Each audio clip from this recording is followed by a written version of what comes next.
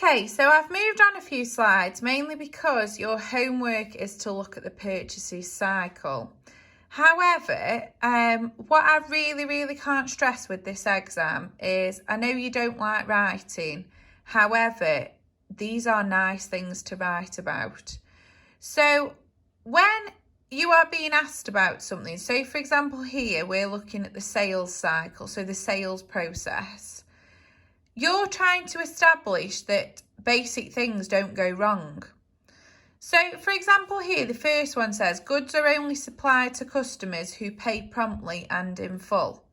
So that's saying that we'll only supply goods to customers who haven't got a bad credit record with us. So this would actually be looking at a control function within credit control. So our credit control letting the sales department know of customers who are potentially on stop, or who have bad credit, or who have gone into liquidation. Or, on the other hand, is the sales department letting the credit control department know if they give extended terms, who agrees extended terms, who amends the invoice.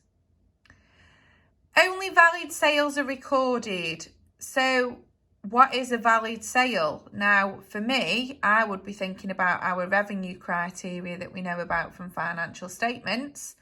But what is a valid sale? So who makes a sale? Who decides if it's valid? Who decides if there's stock? When does the stock get delivered? Is it on sale or return? Sales are recorded accurately and related receivables are recorded at an appropriate value. So how would we record a sale accurately? Is there an order that it's compared to? Does the customer have to send an order in as well? Is it VATable? Isn't it VATable? How would you know? Is there a price list to compare against? Appropriate value for receivables. Have we given the people the correct discount? Who decides a discount?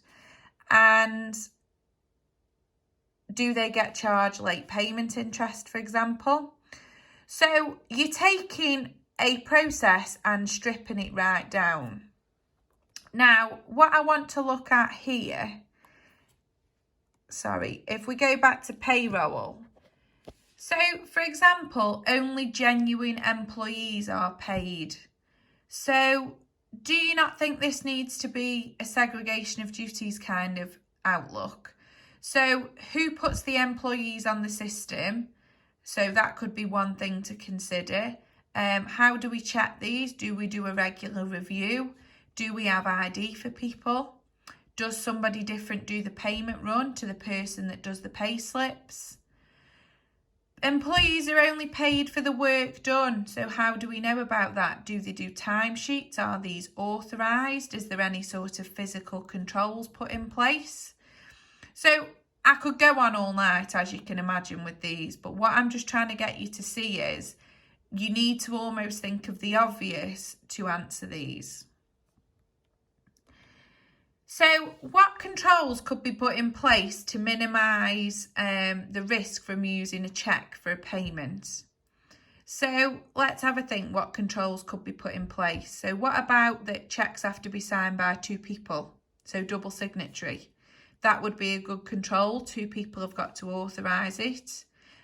Cheques should always be used in numerical order. Why are we even using a cheque could be questioned. Could we not pay this person electronically? Could send them recorded delivery so that they don't get lost in the post. Make sure that they're filled out in full. Another thing with cheques is how are they being stored? So the actual chequebook, what physical control are we putting in place that the physical chequebook couldn't get stolen? Who has access to the chequebook? Who can authorise a cheque? Again, I could go on all night, but I won't bore you all to death. What controls could be put into place to minimise risk from receiving cash? So what about a physical safe? Can all staff receive cash, or can you only receive a certain amount? So for example, with money laundering regulations, there are limits. Some businesses don't accept cash. So I know the vets where we take the dogs, they only accept card. They do not accept any cash. Counterfeit testing pens.